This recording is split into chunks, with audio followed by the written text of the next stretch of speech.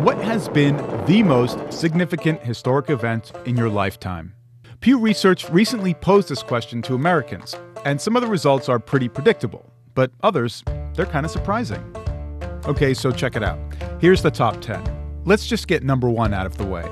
That's the September 11th attacks. It was ranked first by Americans of all ages. Then you've got those sort of where were you when moments. JFK's assassination, the moon landing, the fall of the Berlin Wall.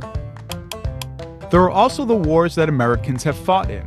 There's Vietnam, of course, and the more recent conflicts in Iraq and Afghanistan. But now look at this. Coming in at number 10 is the recent massacre at an Orlando nightclub. And that's likely because of the influence of millennials. So for this generation, their significant events included 3 mass shootings: Orlando, plus Columbine and Sandy Hook.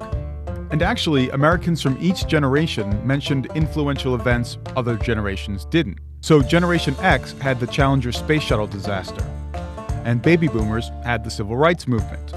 And the silent generation, of course, noted World War II. But okay, back to the overall top 10. Number 9 is gay marriage, another recent event that makes the list. At number 3, you have the tech revolution, which, like 9/11, has made a big impression on all generations. And finally, the last one, that's the election of Barack Obama as president. But what's really interesting to note is that Black Americans were the only group to say 9/11 wasn't the most significant event in their lifetime. For them, it was Obama's election. But significance doesn't necessarily translate into popularity. Pew also asked Americans when they felt the most disappointed in their country.